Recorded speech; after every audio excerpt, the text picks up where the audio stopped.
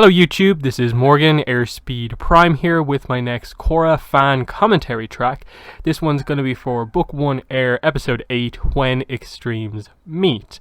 So, if you want to sync up your copy of the episode with this commentary track, obviously you have your copy of the DVD, Blu-ray, or whatever way you have the episode ready to go, ready to press play, including the little intro bit that we get for each episode. And I'm going to stop speaking as part of this introduction to the video in just a little bit, and you need to be prepared to press play when I come back after about a 10-second pause and start speaking again, because that's when I'm going to hit play, it's when you should hit play, and we should be synced up. So, bringing the introduction to an end here, I will pause for 10 seconds. When I come back after that pause, you hit play, I'll hit play, and we should be synced up.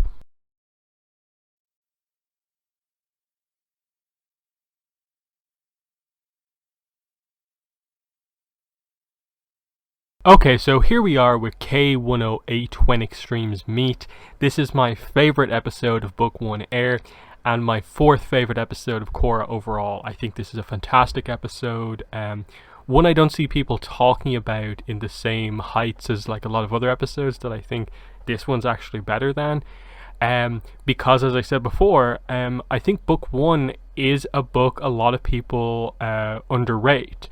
I think it's criminally underrated by a large part of the fandom, and it's probably the least discussed book in many ways at this point in time. I think very few people kind of go back to like talk about it, and so it's really cool in these commentaries to get to really highlight it once again, and especially what I feel is the best of its episodes. This one's fantastic because it really plays on the Korra Tarlok dynamic, which is really well done, and again is not a dynamic I see people talking about enough.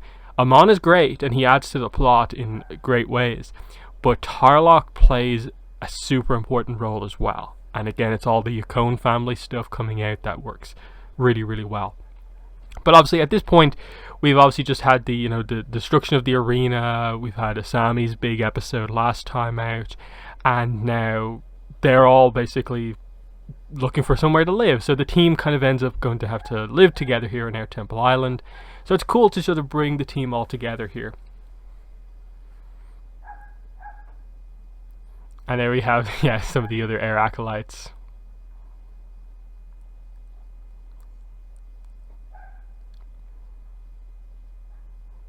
Yeah, and it's just this fun thing of just establishing like, okay, like the team is properly coming together here. You really get to see the team go out in their first mission. Milo has a crush on Asami. And we still have the idea that like it's Air Nation stuff, so men and women separated, of course, on the island. I love this dynamic here of just like Iki and Bolin. How would those two chatterboxes get on? This is how it is. They both talk very fast and no problems with each other. Just really cool to see a lot of the different characters coming together here. A big interaction between the Air Kids plus Team Avatar here.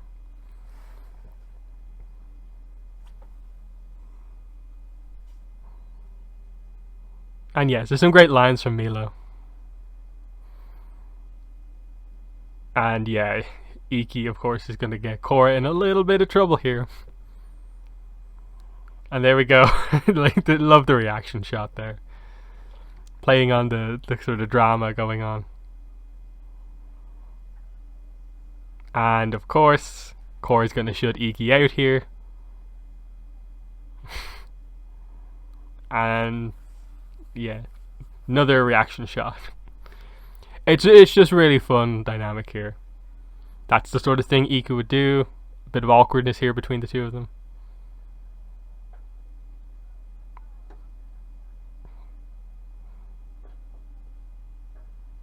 And yeah, it's obviously Asami here really deep in thought about like what's just happened with her father. Her life has really just been turned upside down in the last episode.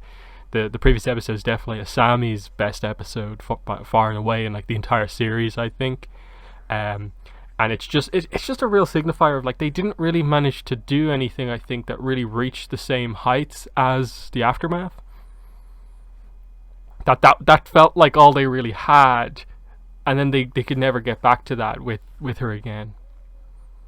But yeah, Saikon is the chief at this point. Lin has stepped down after the sort of failure, basically, of the last few episodes. In part because of Tarlok really sort of, putting the blame all on her publicly. He uses the media very well. And of course, the weaker chief of police, he gets in kind of tight with, and so he gets even more control. And that's what we're playing on here, is the idea of Tarlok now beginning to be very pro-Bender and crack down a lot on the freedom of movement of the non-Benders, basically being that reverse Amon. As Amon tries to sort of, move things in the direction of the non-Benders, Tarlok pushes back and over pushes back, and that's part of the big dynamic, the extremes that they're talking about here, but also the extremes that Korra will go through to sort of tackle Tarlok. And then here we go. It's interesting that the last book 1 episode I did was The Voice in the Night, which was like the Tarlok sort of introduction episode, and here we have their dynamic once again. She knows exactly what he was doing in that episode in terms of manipulating her, and she's having none of that now that she's a bit more developed. And yeah, she tries to be very confident here with him, of just like, no, I don't need you, I'm the Avatar, but as we'll see, his comeback line here really does get to her, and this is the big thing between these two. There's a real personal issue between it. He's kind of offended that she won't just join him. Like, he wants her on the team. She signifies so much for Benders, and if he had her on the team, it'd be great. But that insult there really gets to her. He knows how to really push her buttons here. Yes, you're the Avatar, but you're only a half-baked Avatar. How's the airbending training going? Oh, you haven't done any of it, so can you really call yourself the Avatar when you are missing one element? And you can see here, it does affect her. Not just being sort of embarrassed there in front of him, but she does beat herself up over it. And this was obviously the thing with Korra. Like, this is why they had her sort of just adapt very quickly to the other 3 elements and pretty much master them quite quickly. Air was the one that Aang had by default at the start, so they're exploring Korra learning air. And again, yeah, she's also establishing that her spiritual connection isn't great either, which again links into the idea that Korra as an Avatar has no problem with the sort of element opposite water. So instead, she has an issue with the element most opposite her personality, which ends up being air, because she's not spiritual. And so she brings up the little bits of the fractured visions that she's been having of Aang, Sokka, but obviously mainly Aang here. This is the first hint of something spiritual happening with her, and something trouble happening in relation to the past and trouble. And it's interesting because this was such a great time in the fandom, because there's so much speculation about what way is this backstory going to come out? What's it about? People were thinking, does it link into what Tarlok said in 104 about the 42 years ago or whatever? And it ended up doing it that way, but I don't think anyone called it 100%. Interesting moment here of seeing kind of Korra crying out by the cliff. I know a lot of people like to interpret the endgame moment where she's on the cliff as being like, oh, she contemplated suicide, but they just made it a little thing that Korra likes to do, that when she goes off to think on her own, especially when it's about something more sad or upsetting, she does sort of, just go out to the sort of cliffside to stare off into the ocean.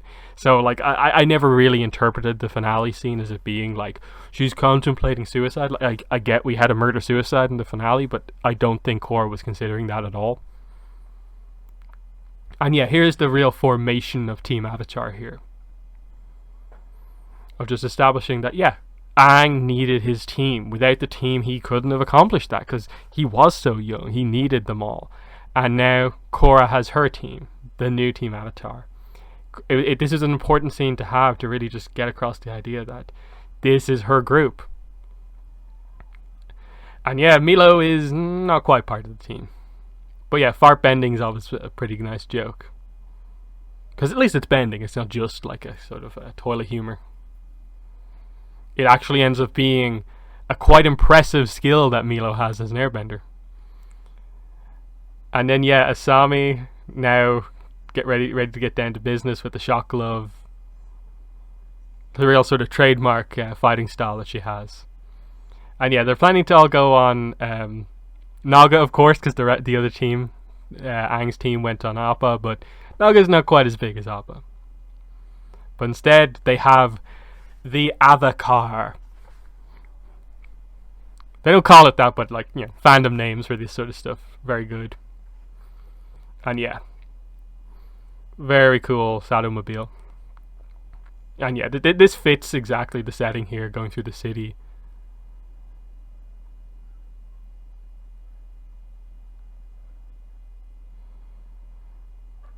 And yeah, just like, this makes sense, like the team going out on patrol. And they have a police radio, which Asami, of course, figures out the reason for why it's there. And it's just these little things that she didn't really think anything of that now are revealed to be him staying away from the police as much as possible in certain situations. But yeah. And yeah. Equalist, they come across the Equalist, and now Team Avatar is going to get a chance to strike. Now this is the benefit of them just sort of randomly patrolling the town versus sort of Tarlok having to react to like a report, basically. They're right there, whereas they sort of take Tarlok's task force a little bit off guard here. They have to take some time to organize. Team Avatar is right there. But yeah, this is a great action scene. I love this sort of car chase style stuff. I think we needed a little bit more of this style of stuff as we went through the series. We got a little bit in bits and pieces with like Mako at the start of book 2, but you know, in Republic City I think we could have done with more of this. Yeah, lightning of course makes perfect sense. Really cool moves there from Bolin. And if they're all together, you know, they're kind of cutting through these chi blockers a little bit easier, but they still got a lot of tricks. And yeah, goggles go down. And yeah, earthbending assisted turn here. Some just very clever uses of bending here. And yeah, shifts up a gear, takes them out, but they're on the car. Yeah, I like the kind of tight scenarios that they're fighting in. Like they're just taken a little bit by surprise. They're not used to fighting on top of a car. Asami surprises them with the shock glove. Korra, I love how casual Korra is. She just like pulls him down and immediately sits back down and just lets him deal with it. But yeah, some slightly more powerful lightning there. And you can see Mako does, you know, there's a sort of, he still uses the technique. He doesn't need to do the full supercharge to do like full on lightning, but they get their pictures taken by the media. They're heroes. They stop this, and Tarlok was late to the scene. It makes him look terrible because they're still taking pictures. And she here has got one over on him. She's made him look a bit foolish in front of everyone after his big announcement. And this continues this great dynamic between these two. It's not hero and villain, it's more personal here, which makes it that little bit more impactful as we go through the episode. And it makes the fight at the end so intense and violent because there is that build-up of like they hate each other because of events in this episode. And yeah, illegal to be a member of the Equalists or associated with them. How do you enforce that? And yeah, a curfew as well, specifically for non-benders, so like that's never really going to work. But Tarlok has sort of whipped up this sort of fear of what's going on with the non-benders into a fury here, so he has the support of the other council members, who of course end up just being sort of random characters. They don't really stand out that much, but we're not here to have a big political arc, so it makes sense that it's mainly them listening to Tarlok, who has the manipulation on his side, versus Tenzin, who is actually the very reasonable one, not really being listened to. Again, they've only got 12 episodes, so, you know, no need to take up a lot of this stuff, you know, with those type of dynamics. But yeah, here's the team. Bolin switches up the team here. Asami gets a glimpse of, you know, what she heard from Iki of like, oh, Korra likes Mako. She sees a little bit of that here. So, you know, the slight teases of like addressing the romance stuff in all of this, even though they've more or less gotten past it as of episode 5. It'll only come into play a little bit later on. But here we are. Here is the enforcement of the new laws that were just passed. And you can see this is the big one that highlights the issue of like Tarlok is the problem here. And these are just people who don't want to be discriminated on just because they're non-benders. And like, yeah, the fact that like their power's been turned off and stuff like that. How kind of brutal the enforcement of this is under Tarlok's orders. And then we see the pressure put on Korra to do something here. She has to be the avatar for everyone, and she can see that this is wrong, so she's going to step up to try and do it. But the idea here is that as much as she's in an important position as the avatar, like, she's not above the law, as we saw in like the first episode of this book. So Tarlok, who is in a position to enforce these laws, like, doesn't have to listen to Korra here. So he has the authority over her here.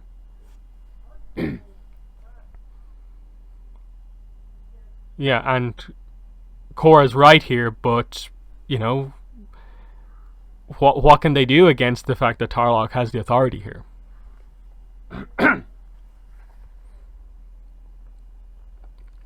Yeah, and this is the very brutal part. It's like actually like physically rounding up people like this. And like raising them up and like scaring them with bending. It's meant to be a little bit reminiscent of like what kind of Korra did to the Equalist protester guy in like the first episode. Of just, you know, the extremes that they'll go to sort of get what they want. And yeah, as he's seeing Korra, like, you know, trying to stop him, he's going to arrest Asami as a non-bender for, you know, he's enforcing the law. And yeah, he has the authority, so the police are going to listen to her.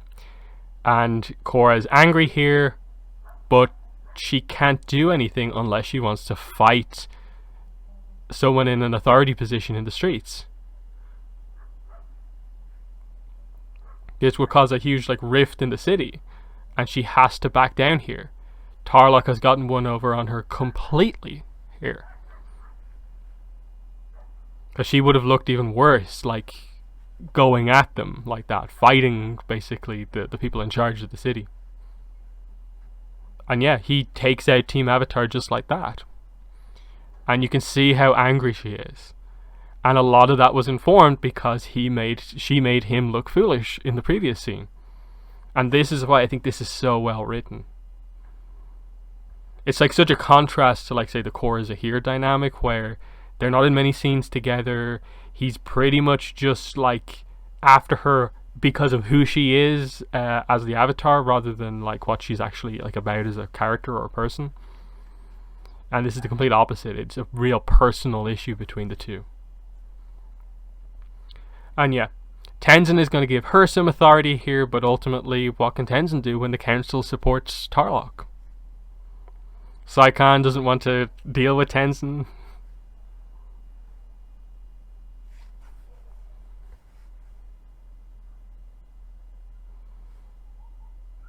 And yeah, they pretty much were wrongly arrested. Like, okay, it was technically a law that non-benders had to be arrested, but like he was very quick to wrongly arrest Mako and Bolin there. And yeah, being detained indefinitely just because they think they're equalists. Like, Tarlok is going to some insane extremes here to counter Amon.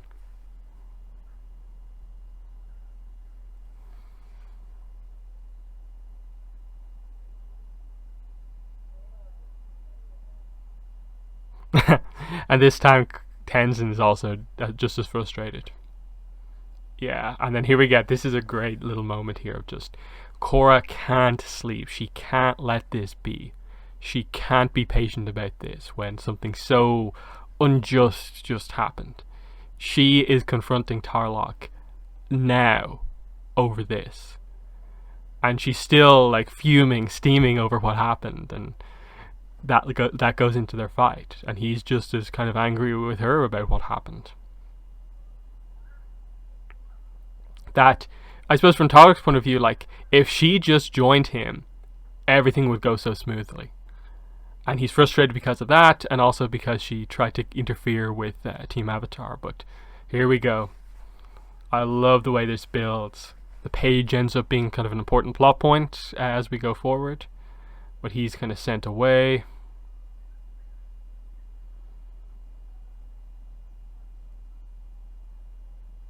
And then, yeah, just the fact that he's like, okay, no one else is here, you go. So it is the two of them just one-on-one.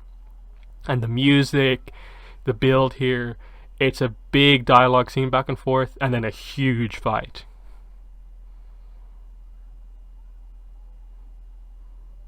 And yeah. And then here we go. This is him calling it back on her. Not to the same extremes, but it's the same like idea. And I love the sort of intelligent reasoning he's using here. It's obviously very slimy, but like he's technically right. And the idea of like we're more similar than you think. But she denies it without really thinking about it. They're not exactly the same, but there are some similarities. And yeah, he just wants her. She won't allow herself to be manipulated here. She's not giving him what she wants. And so... And there it is, the accusation. You're just as bad as Amon. No. He can't be compared to him. And so the fight begins. And it's really powerful. It's really violent. Like, the characters get bashed around here. Both of them. But, like, there's an evenness to this fight. An intensity that just works so well. Korra uses multiple elements. Tarlok clearly shows the skills of a master waterbender here. That maneuver there, the kind of machine gun blast from the kind of water shield, super cool. Some kind of nice physical moments here. Like, Korra gets cut at times as well. It's kind of different than a lot of the fighting we saw in Avatar as well, with just the kind of extremes they're going to here. Like, they're just damaging this place. Like, this is how serious it is. And, like, at this point, like, we don't know the full extent of Tarlok, that he is, like, Yakon's son. So, like, Korra is kind of going a bit over the top here. Like, she completely takes advantage here, one-on-one versus Tarlok. But is she going too far here? She's letting this kind of personal rival really get to her. And she has complete control over him. One-on-one that can... But no, here we go. One of the biggest surprises, I think, in all of Avatar. This is such a shocking moment of, like, blood bending, and then the big reveal in just a minute.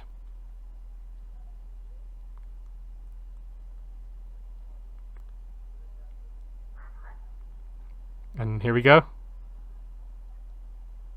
It's not a full moon. What is this? Just a mystery of, like, you're using an ability you shouldn't be able to do. And he teases that mystery of, like, there's something you don't know about me. And suddenly, like, Korra's out cold. There's more of the mystery of, like, again, teasing bloodbending. Yakone in the past. Bloodbending. What's going on here? And of course, next episode is the episode where the full backstory actually happens. And it's just an amazing reveal that, like, the team was just formed, then taken apart. Now Korra is being taken away, and no one knows she's here because she was taken off on her own. Like, no one saw it. She went off on her own. She's just being taken out of the city. She's been captured. Where is this plot going? Like, how does Amon incorporate into this? What's Tarlok up to? Like, this is such an incredible moment and way to end. And again, zooming up on the moon at the end to show it's not full. He should not be able to bloodbend the way things are. So immediately, kind of unique power, linking into that backstory in a way in the past. This is sort of, okay, you can sort of connect the dots already. Aang is warning her about the idea of bloodbending, but the full story hasn't come out yet, of course. So, of course, like, we have to wait until episode 11 to get the full backstory on the two of them, but we get the Akone backstory next time out. And I just love how both of those things end up connecting and linking together so well with our dual villains this book. And I think that's some of the best plotting that we've seen in Avatar, is just how effortlessly they do that plot in this book. And if not for just, I think, some lack of details in episode 12, I think a lot more people would be praising book 1 as being this amazing book of Korra. Because as much as, like, okay, yeah, the relationship drama stuff is a little bit, it's never great to see, it isn't as big of a thing in this book as you think. Outside of episode 5, and then when they properly kind of deal with it later on, and even then it's only a relatively small part of that episode, it's only like a handful of scenes. It's only a very small plot point in the book, not enough to just dismiss the whole thing. So I think it is a case of, like, I think a lot of people who maybe haven't seen Korra in a while need to go back and rewatch book 1, and maybe remove a little bit of some of those preconceived notions about, like, oh, book 1 is not great because of romance stuff, and just be like, let the plot happen, let it play out, and see how well plotted and well done it is in most cases. And yeah, I think this episode just had a bit of everything. Some of the great action scenes of book 1 with the big car chase scene and fight on the car. Korra versus Tarlok is probably one of the best, like, one-on-one bender fights we have in Korra. It's really, really well done with the big power moves, and it's just great to see sort of more classic style bending in a just scenario where they can do it. They're not, like, limited by the environment. They can just go for it. And yeah, the tease of the big mysteries, which I think is the best dynamic that book 1 has, is just, you're constantly wondering, what's this flashback about? What does it mean that he has blood bending? And what does it mean that he can blood bend without the full moon? How does this link into the past? How does this link into Amon? Where is Korra going? How will she get out? What are the rest of the team going to do in that, given that they're in prison? It's crazy, but it works so well. And I think a lot of this is why, like, there was so much excitement in the fandom for book 1. And like I said, if not for the big, like, 15-month wait between book 1 and book 2, I think you could have kept that hype going for a very long time. But it went the way it went. The fandom calmed down eventually, and we got the rest of the books fairly quickly. I definitely think they could have maybe done some of the scheduling a little bit better, planned it out a bit better, and I think we would be in a different situation with regards to how most people view Korra. Whereas right now it seems like there's definitely a large kind of sentiment of, like, just by default, it was never as good as Avatar, so there's no need to talk about it as much as Avatar, when there's just as much great ideas in here. And while yes, I think Avatar is the more solid show overall, Korra has some super, super high moments like this. Like, the dynamic between Korra and Tarlok here is, I don't think, something they ever quite had in Avatar. But just the specifics of, like, what is going on between Korra and Tarlok. But anyway, in the comments, let me know what your thoughts were on this episode, and also what other episodes of Avatar and Korra you would like to see me do for future commentary tracks. But that's been the video. Thanks for watching, and bye.